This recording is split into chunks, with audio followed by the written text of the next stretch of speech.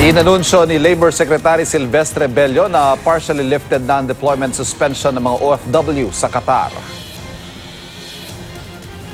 After several discussion, we arrived at a consensus. Their consensus is, to lift the temporary moratorium or suspension of deployment of OFWs to Qatar.